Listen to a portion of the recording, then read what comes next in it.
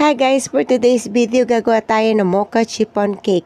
Ganito yung ginagawa ko pag nagsiseparate ako ng egg white sa egg yolk. Lalagay ko muna dito sa isang lagayan. So hindi natin dinidirekta para kasi minsan mamaya baka sira yung itlog. Masasayang naman. So isa-isa nating inihiwalay. So pagkatapos nito guys, ito na umpisa na natin yung paggawa ng ating butter. So, nandito yung ating egg yolk. Pagkatapos, iwiwis lang natin ito maigi. And then, pagkatapos yan, lalagyan na natin ng sugar. Siyempre, haluin lang natin maigi hanggang sa ma-dissolve ng gusto yung sugar. At pagkatapos yan, siyempre, lalagyan natin ng vanilla. Haluin lang natin ng hahaluin maigi. Pagkatapos, lalagay ko na rin dito yung salt, siyempre, para siguradong matunaw yung salt. Tapos, hahaluin lang natin maigi. And then, nilagay ko na itong vegetable oil, tapos haluin lang natin maigi. Pagkatapos dito ko na rin nilagay yung coffee. Ang ginamit natin dito yung instant coffee lang. So pagkatapos syempre lagay na rin natin yung cocoa para mahalo maigi, no? Hindi ko na siya sinabay sa dry ingredients, no? Nilagay ko na kagad dito kasi ang gusto ko mahalo ng maigi. At pagkatapos, ito yung magpapalutang ng flavor ng ating mocha cake, no? Itong Coffee Co Lucky Day, not sponsored, pero kasi nga favorite to ng aking kids, lalo na yung aking magbe-birthday na anak, no? Mahilig siya sa kape. So, sabi ko nga gagawin ko siya ng Coffee Co Lucky Day na cake. So, ito yung ilalagay natin dito sa ating gagawing cake.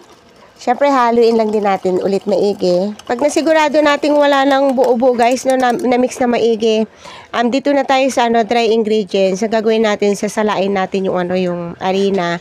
Sinabay ko na rin yung baking powder. Importante kasing salain natin to para walang makakalusot na buo-buo. Kasi, yun yung mahirap guys, pag may buo-buo at di mo sinala yung harina, ang hirap haluin. So, nagkakaroon ng buo-buo yung ating butter, no? Kaya importante sinasala. At saka syempre, to make it sure na malinis yung harina natin, kaya sinasala. Ang gagawin natin dito, mix it well but do not overmix, no? Pagka natapos na natin to, set aside lang natin at mag-uumpisa na tayo dito sa ating mirang. Bali, ang ginamit lang natin dito, hand mixer, okay lang yan. So, pag ganito na yung itsura, lalagay ko na dito yung yung vinegar. So ito yung magsisilbing stabilizer ng ating mirang. Yung iba gumagamit ng cream of tartar, pero ako kasi vinegar lang. Okay na yun. Pag ganito na yung itsura, i-add na natin yung sugar gradually, no? Huwag natin bibiglain. Unti-unti lang yung paglagay ng sugar para mas madaling matunaw.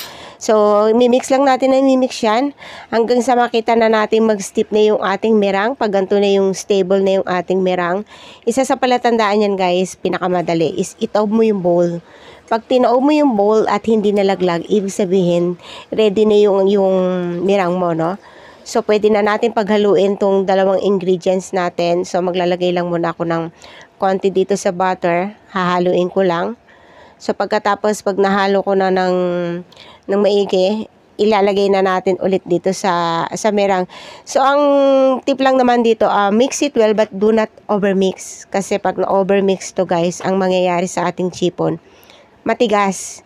Iyon yung nagiging epekto naman pag na-overmix yung ating butter. Kaya, wag gigil na gigil sa paghahalo. No? Alalay lang.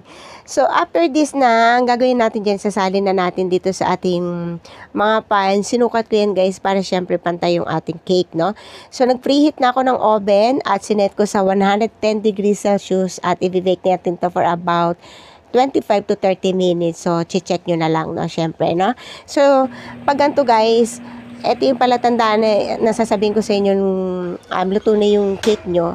Ang gagawin nyo lang naman yan, toothpick test. Tusok nyo lang, pag dry na yung toothpick, ibig sabihin, luto na yan.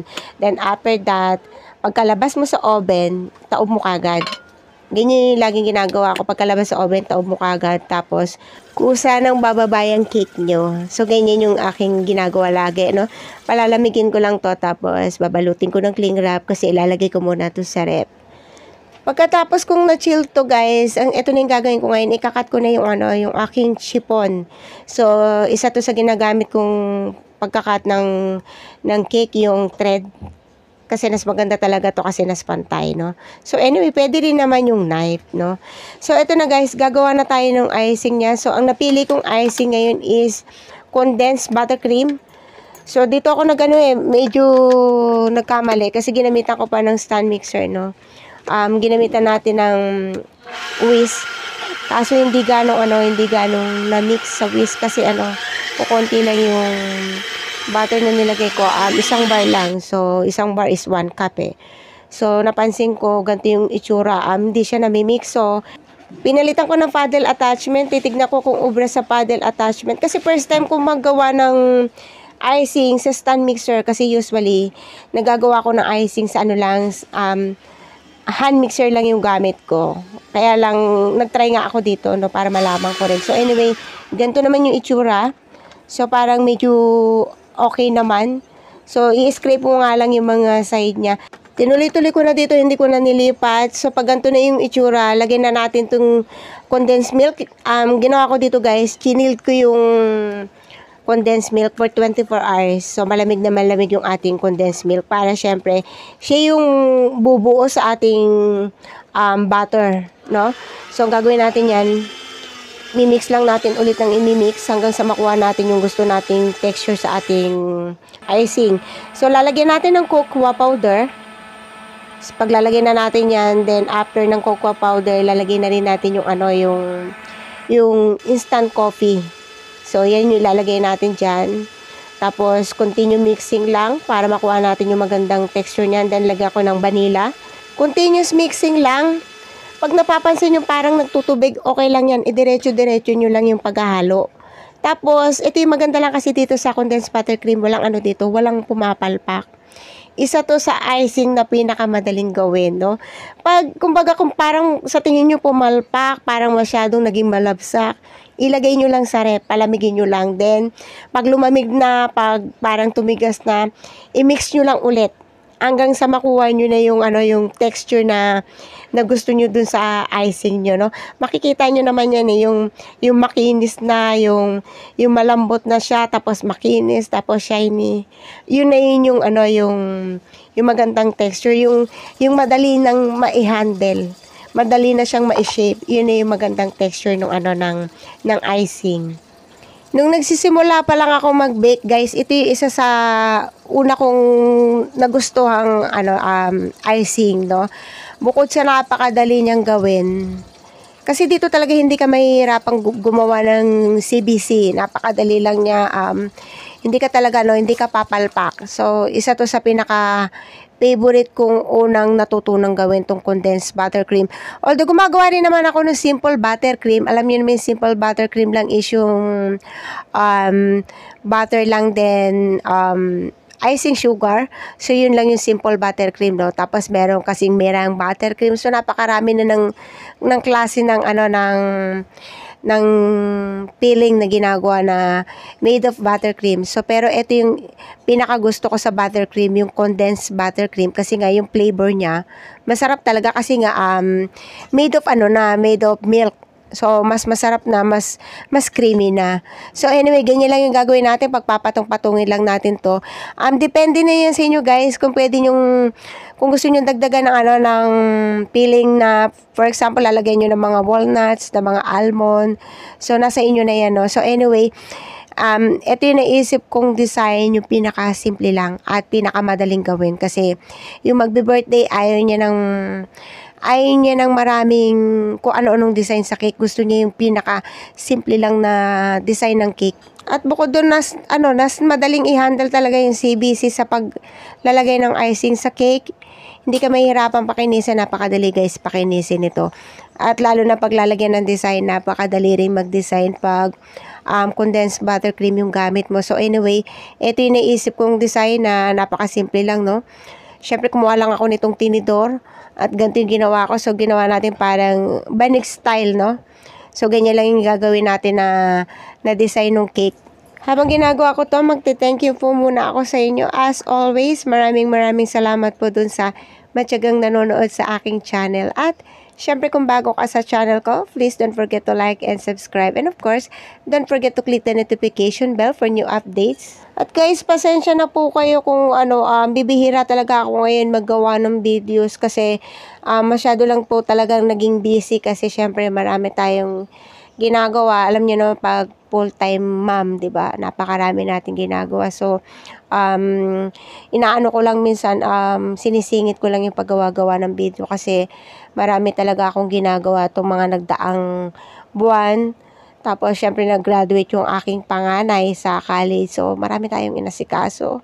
So, kaya nakakasulpot-sulpot lang tayong gumawa ng video. Tapos, nagkataon naman ngayon, hindi ako busy. Kaya lang nga, natrangkaso naman ako, nagkaroon ako ng ubo-sipon. So, ganun din.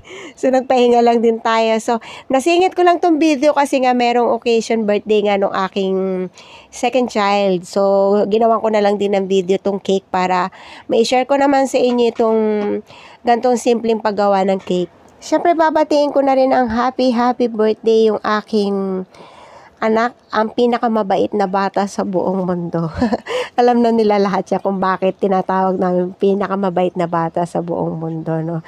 Siya guys yung madalas na gumagawa ng aking warm water every morning. Siya yung nagtatanong sa akin kung anong gusto ko. So anyway, lahat naman sila talagang mababait.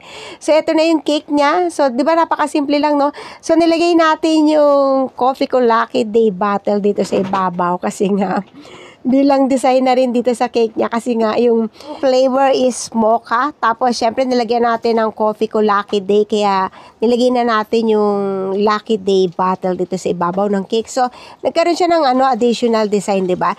So anyway, ito palalagyan natin to ng sugar dust, yung gold dust yung lalagay natin dito. Syempre para dagdag dito sa ating cake, no? Makikita mo lang yan, maganda lang kasi medyo nagsha-shiny, no? Kumikintab-kintab yung cake. So, ang gagawin lang natin dito, aanohan ko lang, tawag dito, wiwisikan lang ng gold dust. Yan, ganyan lang yung gagawin natin dyan, palibot.